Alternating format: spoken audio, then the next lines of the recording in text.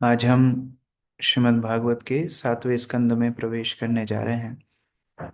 ये 7वां स्कंद बहुत ही महत्वपूर्ण है। जैसा कि हम जानते हैं, श्रीमद् भागवत में कई अंग हैं। एक महापुराण के कई अंग होते हैं, जैसे सर्ग, विसर्ग, स्थान, ऊतयः, पोषण, ईशानुकथा, मनवंतर, आश्रय, निरोध इत्यादि। तो उनमें से एक है ऊतया। ऊतया का अर्थ होता है हमारी वासनाएं, हमारी इच्छाएं, हमारी प्रवृत्ति। तो ये जो 7वां स्कंद है, ये ऊतया अर्थात हमारी प्रवृत्तियों को, हमारी वासनाओं को समझाती है। कैसे? सत वासनाएं होती हैं, असत वासनाएं होती हैं। ये दो प्रकार की वासनाएं होती हैं। असत वासनाएं अर्थात आसुरिक वासनाएं। सत वासनाएं अर्थात भक्ति की वासना, भक्ति की इच्छा। तो जब असत वासना होती है, व्यक्ति असुर कहलाता है। जब सत वासना होती है, व्यक्ति भक्त कहलाता है। और दोनों का चरित्र हम यहाँ ऊतया में देखने वाले हैं। हम दोनों के चरित्र देखने वाले हैं, प्रहलाद महाराज का, हिरण्यकशिपु का। हिरण्यकशिपु जिसकी असत वासनाएं हैं, और प्रहलाद महाराज जिसकी सत वासना है। अभी प्रश्न आता है कि वासनाएं आती कैसे हैं, ये वासनाएं पनपती कैसे हैं। जस्ट एक सेकेंड।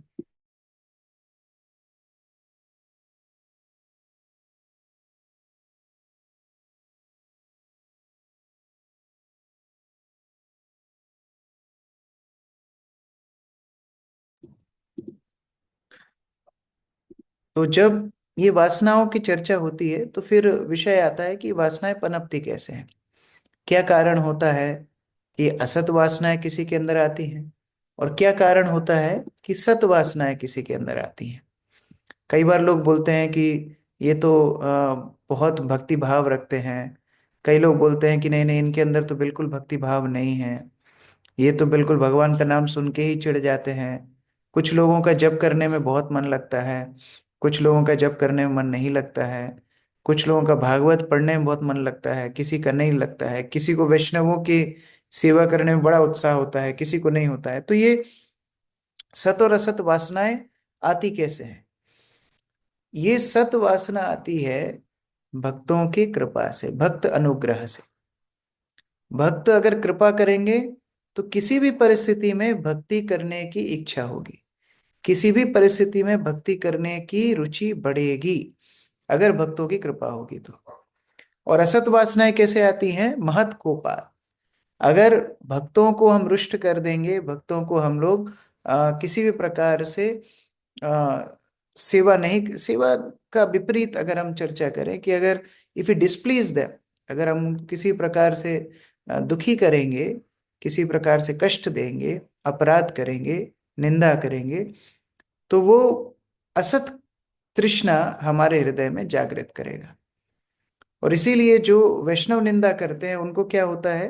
उनके अंदर विषयी भावनाएं, उनके अंदर इंद्रिय तृप्ति की भावनाएं जागृत होती है। ये वैष्णव अपराध का फल है। जो वैष्णव अपराध करेगा, उसको क्या फल मिलेगा? उसके अंदर इंद्रिय तृप्ति की वासनाएं बढ़ती चली जाएंगी। चैतन्य चरितामृत में रामचंद्रपुरी का उदाहरण आता है, और वहां कृष्णदास कविराज गोस्वामी बताते हैं कि वैष्णव अपराध का फल क्या है। वैष्णव अपराध का फल है कि व्यक्ति के अंदर इंद्रिय भोग की वासनाएं बढ़ती चली जाएंगी। तो कई बार ऐसा विचार मन में आता है कि अरे, हो सकता है हमारी भक्ति बहुत अच्छी चल रही है, क्योंकि हमारे जीवन में तो कोई कष्ट है ही नहीं। लेकिन जब हम वैष्णव को अपराध करते हैं, उसका सबसे बड़ा फल क्या है? असत तृष्णा। हमारे हृदय में हिरण्यकशिपु जैसी प्रवृत्तियां आ जाएंगी। हिरण्यकशिपु, हिरण्य अर्थात स्वर्ण या भौतिक ऐश्वर्य, और कशिपु अर्थात एक शैया, या अगर हम उसका व्यवहारिक अर्थ माने तो काम वासनाएं। तो व्यक्ति के अंदर काम वासनाएं बढ़ेंगी और भौतिक ऐश्वर्य को प्राप्त करने की लालसा बढ़ेगी। और ये दोनों का मूल कारण होता है, इंद्रिय भोग का मूल कारण क्या है? इसका मूल कारण है महत्कोपात, वैष्णवों को रुष्ट करना। तो इसलिए भक्ति में बड़ा सावधान रहना चाहिए। चतुष्कुमार को रुष्ट करा, जय विजय ने, और वैकुंठ के द्वार से उनको असुर योनि में जाना पड़ा। और यहाँ प्रहलाद असुर कुल में जन्म लेकर के भक्त बन जाएगा, महाभागवत बन जाएगा, द्वादश महाजनों में इनकी गिनती होगी। तो ऐसे प्रहलाद महाराज की चर्चा हो रही है ये सप्तम स्कंद में। बहुत ही विशेष स्कंद है। बहुत सारे भक्तों की, भगवान के अवतारों की चर्चाएं भागवत में हैं, लेकिन एक भक्त ऐसा है जिसके ऊपर पूरा एक स्कंद है, और वो है प्रहलाद महाराज। श्री चैतन्य महाप्रभु बार बार ये प्रहलाद चरित्र, ध्रुव चरित्र सुना करते थे। प्रहलाद चरित्र बहुत बहुत शिक्षाएं हमको देते हैं। इसमें नारद मुनि की शिक्षाएं हैं, इसमें प्रहलाद महाराज की अपने आसुरिक मित्रों को शिक्षाएं हैं, इसमें प्रार्थनाएं हैं, भगवान नृसिंहदेव को प्रहलाद महाराज की प्रार्थनाएं हैं। तो बहुत सारे इस तरह से शिक्षाएं हमें इस अध्याय के माध्यम से मिलेंगी। हम लोग प्रवेश करने जा रहे हैं सप्तम स्कंद में। मेरा निवेदन है, जो लोग कच्चे पक्के हैं, कभी आते हैं कभी नहीं आते हैं, अभी भी मौका है। अभी नया स्कंद शुरू हो रहा है, अब से कम रेगुलर भागवत पढ़िए। जो हो गया छूट गया ठीक है, अब दोबारा आप बाद में पढ़ सकते हैं, लेकिन अभी से सातवें स्कंद से भी अगर आप पढ़ेंगे रोज, तो आपको बहुत कुछ सीखने के लिए मिलेगा। ये प्रभुपाद की पुस्तकों में भक्ति छुपी है। हम लोग भक्ति इधर उधर ढूंढ रहे हैं, लोग कुंभ मेला में जा रहे हैं, भीड़ में कुचले हो रहे हैं, मर रहे हैं, परिवार से बिछड़ रहे हैं, क्या क्या नहीं कर रहे हैं, लेकिन शुद्ध भक्ति कहाँ छुपी हुई है? प्रभुपाद की पुस्तकों में। तो इसीलिए बहुत गंभीरता से इसका पठन श्रवण करना आवश्यक है। तो श्रीमद् भागवतम सप्तम स्कंद अध्याय 1, समदर्शी भगवान। शुरुआत होता है प्रश्न से, परीक्षित महाराज के प्रश्न से। अरविंद प्रभु पढ़िए। हरे कृष्ण। अध्याय 1, समदर्शी भगवान। इस अध्याय में महाराज परीक्षित के एक प्रश्न के उत्तर में श्री शुकदेव गोस्वामी अपना निष्कर्ष देते हैं कि किस प्रकार पूर्ण पुरुषोत्तम भगवान ने परमात्मा, मित्र तथा प्रत्येक के रक्षक होते हुए भी स्वर्ग के राजा इंद्र के निमित्त दैत्यों का वध किया। वे अपने कथनों में उन लोगों के तर्कों का पूरी तरह खंडन करते हैं जो श्री भगवान पर पक्षपात करने का दोषारोपण करते हैं। श्री शुकदेव गोस्वामी सिद्ध करते हैं कि चूंकि बद्ध जीव का शरीर प्रकृति के 3 गुणों से संदूषित होता है, अतएव उसमें शत्रुता तथा मित्रता, आसक्ति तथा विरक्ति जैसे द्वैत भावों का उभरना स्वाभाविक है। किंतु पूर्ण पुरुषोत्तम भगवान में इस प्रकार के द्वैत भाव नहीं होते। यहाँ तक कि शाश्वत काल भी ईश्वर के क्रियाकलापों को नियंत्रित नहीं कर सकता। शाश्वत काल श्री भगवान द्वारा ही सृजित है, अतएव वह उन्हीं के नियंत्रण के अधीन कार्य करता रहता है। पूर्ण पुरुषोत्तम भगवान सदैव प्रकृति के गुणों के प्रभाव अर्थात अपनी उस बहिरंगी शक्ति की माया के प्रभाव से परे रहते हैं जो सृष्टि तथा प्रलय का कार्य करती है। इस प्रकार परमेश्वर द्वारा मारे गए समस्त दैत्य या असुर तुरंत ही मोक्ष लाभ करते हैं। परीक्षित महाराज द्वारा पूछा गया द्वितीय प्रश्न शिशुपाल के विषय में है कि यद्यपि वह भगवान श्री कृष्ण के बचपन से ही उनके प्रति शत्रु भाव रखता था तथा उसकी निंदा किया करता था, फिर भी जब भगवान श्री कृष्ण ने उसका वध किया तो वह उनमें लीन होकर मोक्ष पा गया। श्री सुखदेव गोस्वामी बताते हैं कि भक्तों के चरणों पर अपराध करने के कारण वैकुंठ में श्री भगवान के 2 द्वारपाल, जिनके नाम जय तथा विजय थे, सतयुग में हिरण्यकशिपु तथा हिरण्याक्ष बने। फिर अगले युग त्रेता युग में वे ही रावण तथा कुंभकर्ण बने और द्वापर युग के अंत में शिशुपाल तथा दंतवक्र बने। अपने सकाम कर्मों के कारण जय तथा विजय ने श्री भगवान के शत्रु बनना स्वीकार किया और जब उसी मनोवृत्ति में उनका वध हुआ तो उन्हें साधुज्य मोक्ष प्राप्त हुआ। इस प्रकार यदि कोई ईर्ष्यावश भी श्री भगवान का चिंतन करता है तो उसे मोक्ष प्राप्त होता है। तो फिर उन भक्तों के विषय में क्या कहा जाए जो प्रेम तथा श्रद्धा पूर्वक श्री भगवान की सेवा में निरंतर संलग्न रहते हैं। हरे कृष्ण। तो शुरुआत होती है परीक्षित महाराज के प्रश्न से कि क्या भगवान पक्षपात करते हैं, हमेशा ही देवताओं को बचाते हैं और असुरों को वध कर देते हैं? तो फिर सुखदेव गोस्वामी उत्तर देते हैं कि किस प्रकार ऐसे भगवान के अंदर द्वैत भाव नहीं है। क्या माता कोई 2 बच्चों के बीच में भेद कर सकती है? हो सकता है एक बच्चे के शरीर के लिए कोई एक प्रकार का खाद्य पदार्थ अनुकूल हो, कोई दूसरे के लिए दूसरा अनुकूल हो। तो दोनों बच्चों के लिए अलग अलग खाद्य पदार्थ माँ अगर देती है, उसका मतलब ये नहीं है कि वो भेदभाव करती है। वो बच्चे के लिए क्या उस समय पर बेस्ट है वो माता बच्चे को देती है। उसी प्रकार भगवान है। भगवान हमेशा व्यक्ति के उत्थान के लिए कार्य करते हैं। भगवान को पता है असुर मेरी भक्ति कभी नहीं करेगा, तो असुर को वध करके मोक्ष दे देते हैं। और जो भगवान की भक्ति में संलग्न रहते हैं उनको कृष्ण प्रेम दे करके अपनी सेवा में संलग्न करते हैं। इसलिए देखिए, यद्यपि हिरण्याक्ष हिरण्यकशिपु 3 बार अपने रूपों में आते हैं असुर बन के, जैसे रावण, कुंभकर्ण, हिरण्याक्ष हिरण्यकशिपु और दंतवक्र और शिशुपाल। लेकिन उसके बाद भी जब सायुज्य मुक्ति में ये जाते हैं तो भगवान को चिंतन होता है कि अरे इतनी 3 बार आए, उसके बाद भी इनको मैंने अपनी शुद्ध भक्ति नहीं दी। तो फिर चौथी बार इनको मौका देते हैं कि चाहिए शुद्ध भक्ति चाहिए क्या। तो ये चौथी बार आते हैं जय विजय के जगाई मदाई के रूप में। और जब जगाई मदाई के रूप में आते हैं चैतन्य महाप्रभु इनको कृष्ण प्रेम दे करके गोलोक वृंदावन ले जाते हैं। तो ये भगवान का पूरा प्लान है। हम क्या एक छोटा सा अपना केवल एक वर्तमानिक परिस्थिति देख करके अपना जजमेंट दे देते हैं। लेकिन इसके पीछे का इतिहास और इसका भविष्य, ये कंप्लीट स्टोरी किसको पता होता है? मास्टर को। मास्टर प्लान पता होता है मास्टर को, और वो है श्री कृष्ण। तो क्योंकि उन्हें सारा पता है, वो हमारे उत्थान के लिए सबसे बेस्ट करते हैं। अब ये उत्तर देने के लिए सुखदेव गोस्वामी अपने मन से उत्तर नहीं दे रहे हैं। वो बता रहे हैं कि परीक्षित महाराज, आपके ही दादाजी के सभा में, युधिष्ठिर महाराज की सभा में जब शिशुपाल का वध हुआ, उस समय पर आपके दादा युधिष्ठिर महाराज ने यही प्रश्न नारद मुनि को पूछा, और नारद मुनि ने एक सुंदर वृत्तांत बताया जो कि मैं अब आपको बताऊंगा। तो इस तरह से बड़ा सुंदर ये शुरुआत हो रही है। बड़ा सुंदर प्रश्न परीक्षित महाराज का है, जिससे भूमिका ये प्रहलाद चरित्र की यहाँ शुरुआत हो रही है। श्रीराजोवाच समः प्रिया सुहृद बृहान् भूतानां भगवान् स्वयं इंद्रस्यार्थे कथम दैत्यान् अवधीत विषमा यथा। प्रतिभा माता जी। हरे कृष्ण प्रभु जी, दंडवत प्रणाम। राजा परीक्षित ने पूछा, हे ब्राह्मण, पूर्ण पुरुषोत्तम भगवान श्री विष्णु सबके सुचिंतित होने के कारण प्रत्येक को समान रूप से अत्यधिक प्रिय है। तो फिर उन्होंने किस प्रकार एक साधारण मनुष्य की भांति इंद्र का पक्ष लिया और उनके शत्रुओं का वध किया? सबके प्रति समभाव रखने वाला व्यक्ति कैसे कुछ लोगों की तरह किसी के प्रति पक्षपात करेगा और अन्य व्यक्तियों के प्रति शत्रु भाव रखेगा? हरे कृष्ण। ये प्रश्न है कि भगवान तो सबके हितैषी हैं, तो सबके शुभचिंतक हैं, सुहृद हैं, भगवान गीता में भी बोले हैं। तो फिर ऐसे भगवान क्यों इंद्र का हमेशा, इंद्रस्य अर्थे, इंद्र के लाभ के लिए कार्य करते हैं, और दैत्याम अविदित अवधित, दैत्यों को मार देते हैं? तो ऐसा पक्षपात क्यों करते हैं, ये बताइए। अब प्रभुपाद देखिए, प्रभुपाद रुकेंगे ही नहीं उत्तर के लिए, ये पहले ही तात्पर्य में उत्तर दे देंगे। तात्पर्य पढ़िए राजीव प्रभु।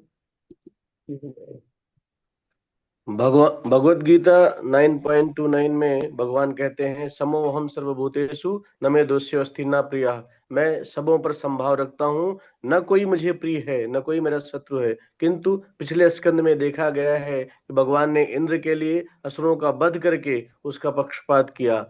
हतपुत्र दिति शक्रपाणि से ग्रहण विष्णुआ।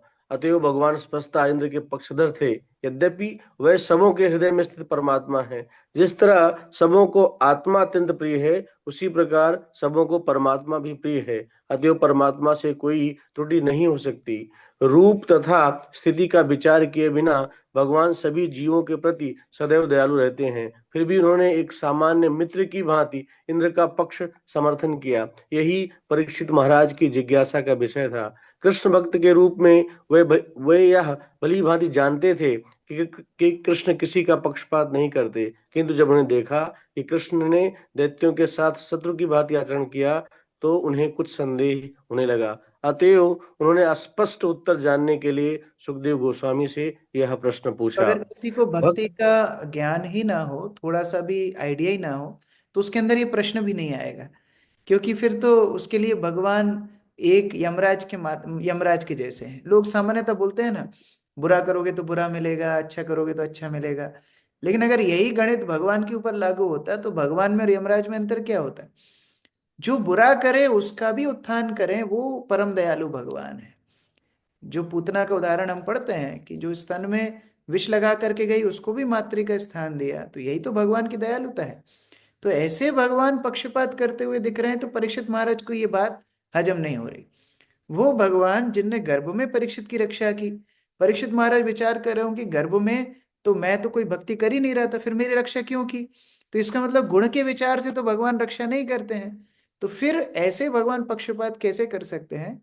वो स्वीकार नहीं कर पा रहे हैं। विशाल प्रभु पढ़िए, अनम्यूट करिए। भक्त भक्त यह कभी स्वीकार नहीं करेंगे कि भगवान विष्णु में भौतिक गुण होते हैं। महाराज परीक्षित भली भांति जानते थे कि दिव्य होने के कारण भगवान विष्णु को भौतिक गुणों से कुछ लेना देना नहीं है, किंतु अपने इस विचार की पुष्टि के लिए वे प्रामाणिक पुरुष सुखदेव गोस्वामी से सुनना चाहते थे। शील विश्वनाथ चक्रवर्ती ठाकुर कहते हैं, समस्य कथम वेशमयम, चूंकि भगवान समदर्शी हैं अतएव वे किसी का पक्ष ग्रहण क्यों करेंगे।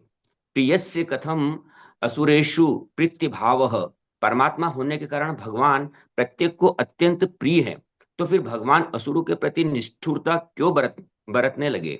यह पक्षपात किस लिए। सूर्योदय कथम तेष्ण सौहार्दम, चूंकि भगवान कहते हैं कि सूर्योदय सर्वभूतानाम अर्थात समस्त जीवों के शुभ चिंतक हैं, तो फिर उन्होंने दैत्यों का वध करके पक्षपात क्यों करते हैं। ये प्रश्न परीक्षित महाराज के मन में उठे, अतएव उन्होंने सुखदेव गोस्वामी से प्रश्न किया। तो ये आसक्ति, घृणा, द्वेष, प्रेम, क्रोध, हिंसा, प्रशंसा, सम्मान, असम्मान, ये सब तो भौतिक गुण हैं, और भगवान गुणातीत हैं, इन भौतिक गुणों से परे हैं। तो ऐसे भगवान के अंदर ये गुण देखना कि किसी के प्रति आसक्ति और किसी के प्रति घृणा, ये तो ठीक नहीं लग रहा है। तो ये सारे प्रश्न परीक्षित महाराज के मन में चल रहे हैं। नहि अस्य अर्थे सुरगणैः साक्षात् निःश्रेयसात्मना, नैवासुरेभ्यः विद्वेषः न द्वेगा च अगुणस्य हि। यामिनी माता जी। भगवान विष्णु साक्षात भगवान तथा समस्त आनंद के आधार हैं, अतएव उन्हें देवताओं का पक्ष ग्रहण करने से क्या लाभ मिलेगा।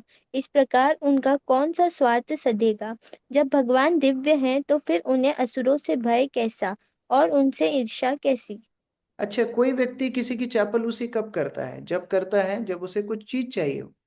लेकिन जब देवता ही भगवान के ऊपर निर्भर हैं, जो स्वयं आनंद कंद हैं, सारे आनंद के स्त्रोत्र भगवान स्वयं हैं, रसो वही सहा, सारे रसों के स्त्रोत जो हैं, ऐसे भगवान दूसरे से क्या लाभ की अपेक्षा करेंगे? और जो यद बिभेति स्वयं भयम, जिनसे भय भी भयभीत होता हो, ऐसे भगवान असुरों से क्यों भयभीत होंगे? तो हर तरह से भगवान के अंदर ना तो देवताओं से कुछ लाभ की प्रत्याशा है और ना असुरों से कोई भय है। तो ऐसे भगवान के अंदर फिर ये द्वैत भाव क्यों? ये प्रश्न परीक्षित महाराज पूछ रहे हैं। रघुवीर प्रभु। हरे कृष्ण। तात्पर्य, हमें आध्यात्मिक तथा भौतिक के अंतर को सदैव स्मरण रखना चाहिए। जो भौतिक है वह भौतिक गुणों द्वारा संदूषित रहता है, किंतु जो आध्यात्मिक या दिव्य है उससे ये गुण छू तक नहीं पाते। भगवान श्री कृष्ण चाहे भौतिक जगत में रहे या आध्यात्मिक जगत में, वे रहते हैं परम ही। जब हमें कृष्ण में पक्षपात दिखता है तो यह दृष्टि उनकी बहिरंगा शक्ति के कारण होती है, अन्यथा उनके शत्रु उनके द्वारा वध किए जाने पर भी किस तरह मोक्ष प्राप्त कर सके। प्रत्येक व्यक्ति जो भगवान से आदान प्रदान करता है वह धीरे धीरे भगवान का गुण अर्जित कर लेता है। जो आध्यात्मिक चेतना में जितनी अधिक प्रगति कर लेता है वह भौतिक गुणों के द्वैत से उतना ही कम प्रभावित होता है। अतएव परमेश्वर निश्चित रूप से इन गुणों से मुक्त होते हैं। उनकी शत्रुता तथा मित्रता भौतिक शक्ति द्वारा प्रस्तुत किए गए बाह्य गुण है। भगवान तो नित्य दिव्य है, वे परम निरपेक्ष है, चाहे वे मारे या वर दे। तो ये समझना बहुत आवश्यक है कि भगवान के अंदर भौतिक गुण नहीं होते। जो भगवान का आश्रय लेके भक्त तीन गुणों से मुक्त हो जाता है, ऐसे भगवान तीन गुणों के प्रभाव में कैसे रहेंगे? और गुरु महाराज बहुत अच्छा उदाहरण देते थे। गुरु महाराज बोलते थे कि एक बिल्ली है, बिल्ली चूहे को भी अपने दांत से उठा के ले जाती है और बिल्ली अपने बच्चे को भी अपने दांत से उठा के ले जाती है, लेकिन दोनों में अंतर है। जब चूहे को उठा के ले जाती है उसका शिकार करती है, और जब अपने बच्चे को उठा के ले जाती है तो और सुरक्षित स्थान पे रख देती है। तो बाहर से देखने पे कैसा लगेगा, अरे देखो बिल्ली अपने ही बच्चे को खा रही है शायद, लेकिन वास्तव में बिल्ली कभी अपने बच्चे को खा नहीं सकती। उसी तरह भगवान स्वयं जो सभी जीवों के पिता हैं, सभी जीवों से इतना प्रेम करते हैं, उनका कभी विनाश नहीं करेंगे, कभी उनका हानि नहीं करेंगे। अगर ऐसा दिख भी रहा है कि भगवान किसी के जीवन में बहुत कठिनाई दे रहे हैं या कोई पक्षपात कर रहे हैं, वास्तव में उसी व्यक्ति की भलाई के लिए कर रहे हैं। जैसे मानो कोई बच्चे को उसके पिता बोलें कि आप मुझे सिगरेट ला के दो, तो बच्चा ला के नहीं देगा, क्योंकि पिता की भलाई के लिए है। मानो किसी को डायबिटीज हो घर में और वो मिठाई मांगे, तो परिवार वाले ही उसको मिठाई नहीं देते हैं कि उसके भलाई के लिए। उसी तरह भगवान अपने जीवात्माओं को सर्वाधिक प्रेम करते हैं। और इसीलिए भक्त समाज में आने के बाद भी हमारे अंदर अपने ये स्पष्ट होना चाहिए कि ये जो द्वैत भाव बाहर के संसार में होता है, वो भक्त समाज में नहीं होना चाहिए। हमारे जो गुरुजन हैं, भक्त लोग हैं, वरिष्ठ भक्त हैं, वो सब हमारे साथ जो भी मार्गदर्शन दे रहे हैं, जिस प्रकार भी हमें गाइड कर रहे हैं, उसमें वो घृणा, उसमें वो स्पर्धा, किसी के लिए ज्यादा प्रेम, किसी के लिए कम प्रेम, ये सब नहीं है। किसको क्या उपयुक्त है उस समय पर, उस हिसाब से वो दिया जा रहा है। और यही भगवान के भक्तों के गुण हैं। भगवान की संगति में उनके अंदर वो गुण आ जाते हैं। ईर्ष्या, मैत्री इत्यादि भगवान के भक्तों के अंदर नहीं देखने के लिए मिलते। दक्ष संकर्षण प्रभु पढ़ो। ईर्ष्या तथा मैत्री भाव का उदय उसी में होता है जो अपूर्ण है। हम अपने शत्रुओं से भयभीत रहते हैं क्योंकि इस भौतिक जगत में हमें सदैव सहायता की आवश्यकता बनी रहती है, किंतु भगवान को किसी की भी सहायता नहीं चाहिए, क्योंकि आत्माराम भगवत गीता में भगवान कहते हैं, पत्रं पुष्पं फलं त्वयं यो मे भक्त्या प्रयच्छति तदहं भक्ति प्रवृत्तम अस्नामि प्रयत्नात्मनः। यदि कोई भक्त मुझे भक्ति पूर्वक एक पत्ता, एक फूल, फल या जल प्रदान करता है तो उसे मैं स्वीकार करता हूँ। भगवान ऐसा क्यों कहते हैं? क्यों? वे भक्त की भेंट पर आश्रित हैं। वास्तव में वे आश्रित नहीं है, किंतु वे अपने भक्त पर आश्रित रहना पसंद करते हैं। यह उनकी कृपा है। इस प्रकार वे असुरों से डरते नहीं, अतः भगवान द्वारा पक्षपात करने का कोई प्रश्न ही नहीं होता।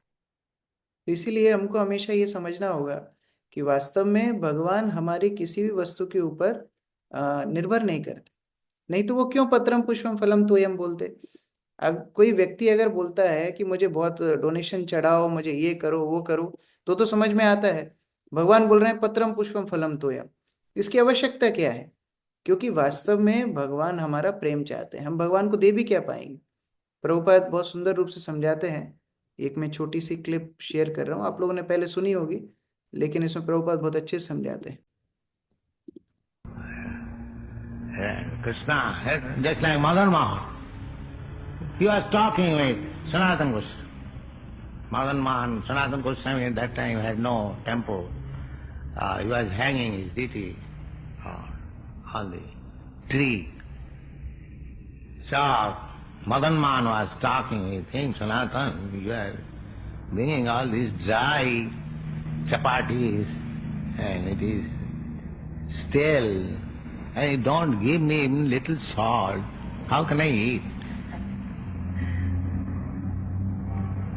Sanatana Goswami says, sir, where shall I go? Whatever I get, I offer you. You kindly accept. I cannot move, old man. So Krishna had to eat that. Because the bhakta is offering, he cannot refuse. Jiman bhaktya prajach. The real thing is bhakti. What you can offer to Krishna, everything belongs to Krishna. What you have got, what is your value? And what is the value of your things? It is nothing. Therefore, the real thing is bhaktya. Real thing is your feeling. Krishna, kindly take it. I have no qualification. I am most rotten, fallen. But I have brought this thing for you. Please say. This will be accepted. Don't be perturbed. Always be careful. You are dealing with Krishna. That is my request. Thank you. कभी भी मन में ऐसी भावना है कि मैं बहुत कुछ कर रहा हूँ, मेरी सेवाएं, मुझसे अच्छे से बात नहीं करेंगे तो मैं बंद कर दूंगा, आगे से मैं मंदिर नहीं आऊंगा, मेरे साथ अन्याय होता है, लोग मुझे अच्छे से बात नहीं करते। तो ये विचार करना चाहिए कि भगवान को हमसे चाहिए क्या, और हम भगवान को अर्पित भी क्या करेंगे। जो सहस्त्र युग पर्यंतम, एक दिन ब्रह्मा जी का जो है उसमें कितने करोड़ों करोड़ों बार हम जन्म ले लेते हैं, और ऐसे तुच्छ शरीर में रह के हम भगवान को देंगे भी क्या। तो वास्तव में जो कुछ हमारे जीवन में हो रहा है भगवान की कृपा मात्र है, ये समझना भक्ति के लिए बहुत बहुत आवश्यक है। इससे भक्ति में हम आगे बढ़ सकते हैं, और वो कृतज्ञता के साथ हम भगवान को सेवा अर्पित करें। इति नः सु महाभागा नारायण गुणा प्रति संशया सुमहान जाता तद्भवान शेत्तुमर्हति। स्वाति माता जी। हे सौभाग्यशाली तथा विद्वान ब्राह्मण, यह अत्यंत संदेहास्पद विषय बन गया है कि नारायण पक्षपात पूर्ण है या निष्पक्ष निष्यक्ष है। कृपा निश्चित साक्ष्य द्वारा मेरे इस संदेह को दूर करे कि नारायण सर्वदा उदासीन तथा सबों के प्रति सम है। इस प्रकार से अपने प्रश्न को बहुत सटीक रूप से रख रहे हैं कि मैं जानता हूं कि भगवान पक्षपात नहीं करते, वो निरपेक्ष हैं, निष्पक्ष हैं, लेकिन ये संशय मेरे अंदर आ रहा है तो आप दूर करें। तो पूछने की भी एक विधि होती है। एक तो होता है पहले पहले से ही पूर्व हमारा संदेश, हमारा पूर्व मन में पहले से ही हम सोच करके बैठे हैं, और फिर हम प्रश्न कर रहे हैं, तो फिर जो कुछ उत्तर आएगा वो हम स्वीकार नहीं कर पाएंगे। लेकिन ये समझना कि मेरा संशय है, मैं गलत सोच रहा हूँ शायद, अगर इस मनोभाव से पूछा जाता है तो फिर सातवां स्कंद जैसे, सुखदेव गोस्वामी जैसे हमको प्राप्त होता है। तो बहुत सटीक रूप से, विनम्रता के साथ, बहुत आध्यात्मिक जिज्ञासा के साथ यहाँ परीक्षित महाराज प्रश्न पूछ रहे हैं। महारानी माता जी। तात्पर्य, चूंकि भगवान नारायण परम पूर्ण है, अतएव उनके दिव्य गुणों का वर्णन एक सा है। इस प्रकार उनके द्वारा किए गए दंड तथा वरदान दोनों एक सा महत्व है। मूलतः उनके स्वतंत्रता शत्रुतापूर्ण कार्य उनके तथाकथित शत्रुओं के प्रति शत्रुता का प्रदर्शन नहीं होते, किंतु भौतिक जगत में मनुष्य सोचते हैं कि भगवान कृष्ण भक्तों के प्रति अनुकूल है और अभक्तों के प्रतिकूल हैं। जब श्रीमद् भगवद गीता में भगवान श्री कृष्ण अंतिम रूप में सर्वधर्म परित्यज्य ममेक शरणम ब्रज का उपदेश देते हैं, तो यह केवल अर्जुन हेतु ही नहीं अपितु उस ब्रह्मांड के प्रत्येक जीव के लिए है। तो कई बार प्रभुपाद को भी भारत में विशेषतः रिपोर्टर्स पूछा करते थे, कह रहे आपकी संस्था में केवल शिक्षित लोग क्यों आते हैं, आपकी संस्था में केवल अमीर लोग क्यों आते हैं। तो प्रभुपाद उनको बता रहे थे कि हमने बोर्ड टांग के रखा है मंदिर के बाहर कि गरीबों की एंट्री बंद है। सबके लिए मंदिर खुला हुआ है, सबके लिए हरिनाम है, सबके लिए प्रवचन हो रहे हैं, सबको प्रचार करने की हम कोशिश कर रहे हैं, लेकिन कोई उत्साह दिखाता है, कोई उत्साह नहीं दिखाता है। उसी प्रकार से भगवान ने जो गीता के उपदेश, शास्त्रों के उपदेश दिए हैं, सबके लिए दिए हैं, लेकिन कोई स्वीकार करता है, कोई स्वीकार नहीं करता है, और उसी के अनुसार उसके जीवन में उसको बाकी जो भी प्रतिकूल अनुकूल परिस्थितियां प्राप्त होती हैं। सुखदेव गोस्वामी आगे प्रश्न का उत्तर देंगे, दो प्रकार से प्रश्न का उत्तर देंगे। पहले सैद्धांतिक रूप से समझाएंगे और फिर उदाहरण के रूप से समझाएंगे, कथा के रूप से समझाएंगे। तो ये भी हमको सीखना है कि जब हम उत्तर दें तो दोनों प्रकार से समझाएं, पहले सिद्धांत भी समझाएं और फिर उदाहरण के रूप से, जिससे और स्पष्टता से व्यक्ति को वो सिद्धांत समझ में आए, तो उदाहरण भी जरूरी होता है। तो आगे हम लोग कल पाठ करेंगे श्लोक संख्या 4 से सुखदेव गोस्वामी किस तरह उत्तर दे रहे हैं।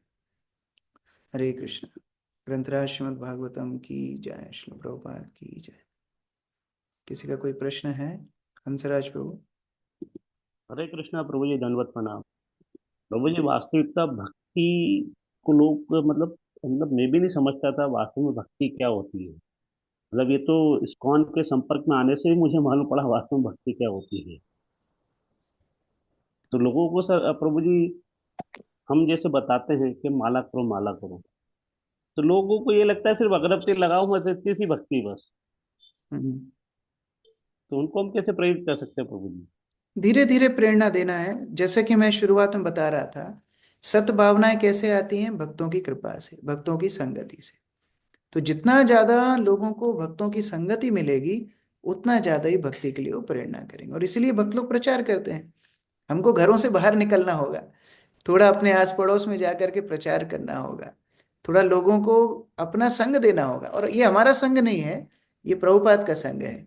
क्योंकि हम प्रभुपाद के आंदोलन में जुड़े हैं, जो कुछ कृपा हमको प्रभुपाद के माध्यम से मिल रही है, हम जब लोगों से मिलते हैं, उन्हें भगवान के बारे में बताने का प्रयास करते हैं या फिर उनसे अच्छे संबंधी बनाने का प्रयास करते हैं, तो वो प्रभुपाद की कृपा हमारे माध्यम से उनको मिल रही है। ये हमको विचार करना है, और फिर वो भक्ति में प्रेरणा प्राप्त करेंगे। तो इसलिए भक्तों को थोड़ा घर से बाहर निकलना है, स्वार्थी कम बनना है।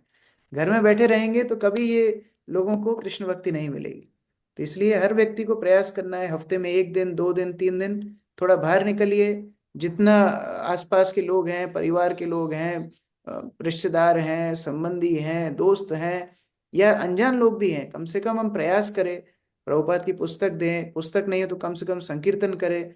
संकीर्तन भी नहीं, कम से कम लोगों से मिलके उनको निमंत्रण दें कि इस तरह कार्यक्रम मंदिर में चलता है या सेंटर में चलता है, आप आइए, जुड़िए, आप भी कृष्ण भक्ति का अनुसरण कीजिए। और जब उस तरह संगति उनको मिलेगी, धीरे धीरे धीरे उनको भी प्रेरणा मिलेगी भक्ति करने की।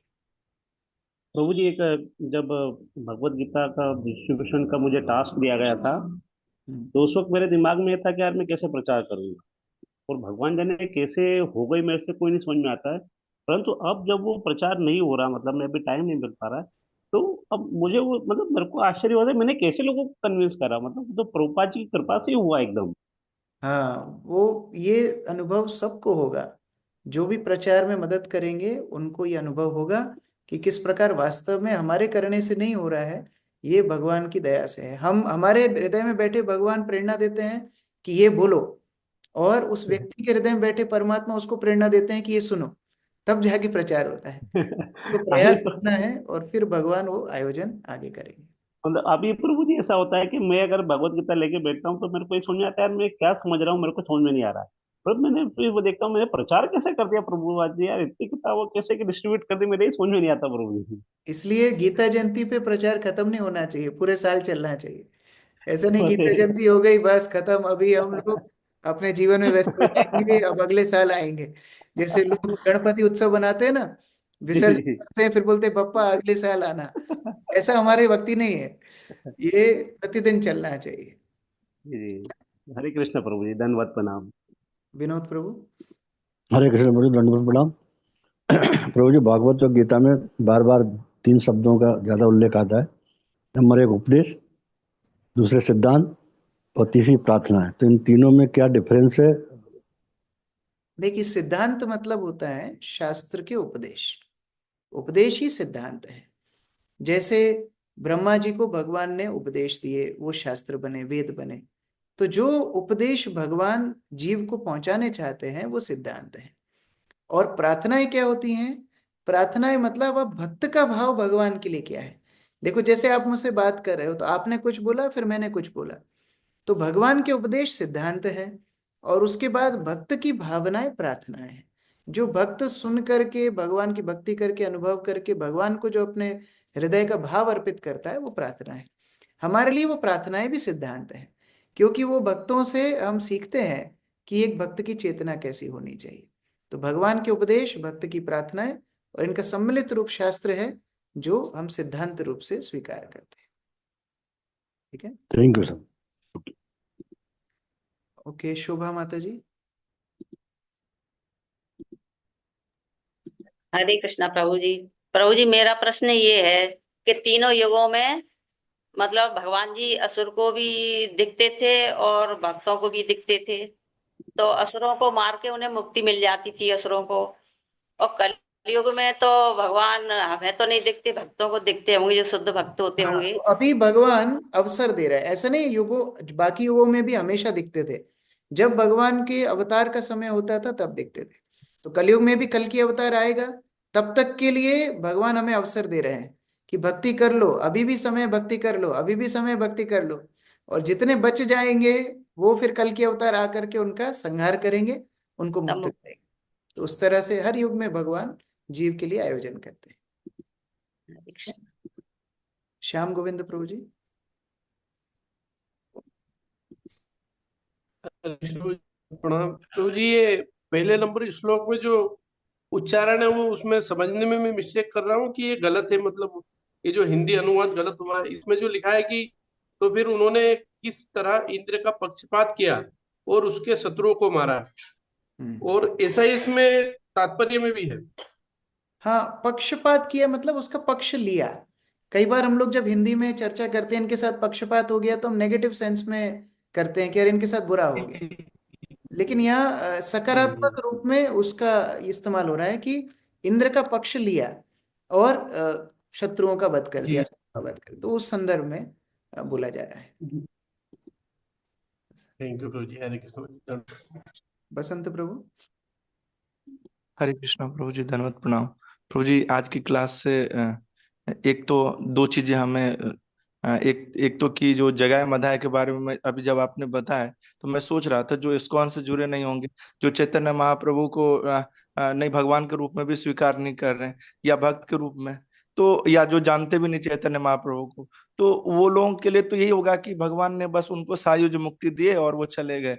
पर अभी हमको आज और अच्छे से समझ में आ रहा था कि भगवान इतने दयालु हैं कि उन्हें वैकुंठ तक भी अपने भी ले जाते हैं।